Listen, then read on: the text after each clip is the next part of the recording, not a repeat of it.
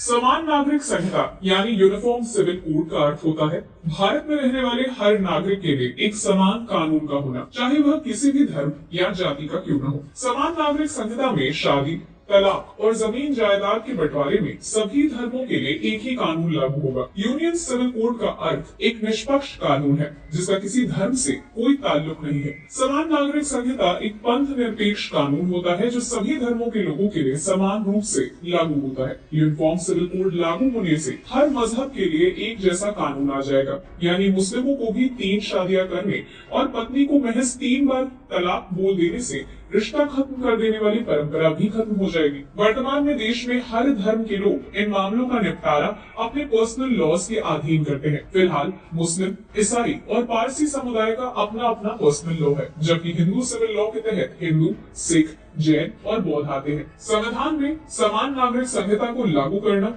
अनुच्छेद 44 के तहत राज्य की जिम्मेदारी बताया गया है, लेकिन ये आज तक देश में लागू नहीं हो पाई है। इसे लेकर एक बड़ी बहस चलती रही है। गैर सरकारी सदस्य विधेयक समान नागरिक संहिता पर शुक्रवार को राज्यसभा में पेश नहीं किया गया, भले ही इसे सूचीबद्ध किया गया था, क्योंकि जिस सदस्य ने विधेयक को पेश करने के लिए नोटिस दिया था वह सदन में मौजूद नहीं था। यूनिफॉर्म सिविल कोड पर निजी सदस्य विधेयक भी विवादास्पद था। यूनिफॉर्म सिविल कोड पर विधेयक फरवरी 2020 में भी सदन के एजेंडे में सूचीबद्ध किया गया था, तब भी सदस्य सदन से अनुपस्थित पाए गए थे। आइए समझते हैं इसी यूनिफॉर्म सिविल कोड को विस्तार से हमारे आज के न्यूज कार्यक्रम में। पहले जानते हैं कि क्या कहता है आर्टिकल 44। संविधान के भाग 4 में राज्य के नीति निर्देशक सिद्धांत का वर्णन है। संविधान के अनुच्छेद 36 से 51 के जरिए राज्य को विभिन्न महत्वपूर्ण मुद्दों पर सुझाव दिए गए हैं और उम्मीद की गई है कि राज्य अपनी नीतियां तय करते हुए इन नीति निर्देशक तत्वों को ध्यान में रखेगी। इन्हीं में आर्टिकल 44 राज्य को उचित समय आने पर सभी धर्मों के लिए समान नागरिक संहिता बनाने का निर्देश देता है। आर्टिकल 44 का उद्देश्य कमजोर वर्गों से भेदभाव की समस्या को खत्म करके देश भर में विभिन्न सांस्कृतिक समूहों के बीच एक तालमेल बढ़ाना है।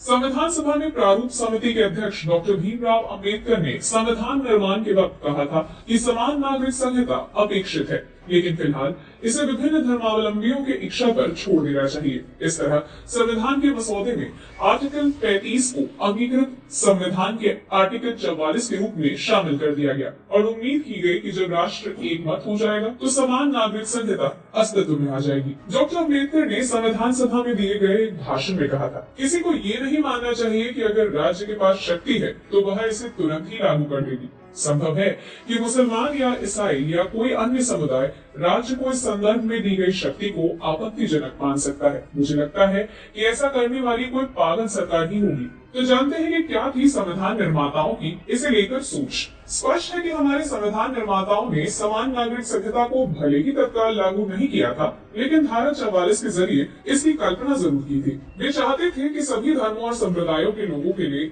एक जैसा पर्सनल लॉ हो, इसलिए उन्होंने नीति निर्देशक सिद्धांत के तहत अपनी भावना का इजहार किया था। इस आर्टिकल के जरिए संविधान निर्माताओं ने साफ कहा है कि राज्य इस बात का प्रयास करेगा कि सभी नागरिकों के लिए एक समान नागरिक संहिता बने जिसे पूरे देश में लागू किया जाए। इसी उम्मीद से उन्होंने उस वक्त अलग अलग धर्मों के लिए अलग अलग पर्सनल लॉज बनाने का समर्थन भी किया था। अब संबंधित धर्म के पर्सनल लॉ के मुताबिक ही उसके मानने वालों में शादी, तलाक, गुजारा भत्ता, गोद लेने की प्रक्रिया, विरासत से जुड़े अधिकार आदि तय होते हैं। जिस दिन से देश में समान नागरिक संहिता लागू हो जाएगी, उसी दिन से शादी से लेकर विरासत से जुड़े मामलों में भी सभी धर्मों और समुदायों के लिए एक ही कानून लागू हो जाएगा।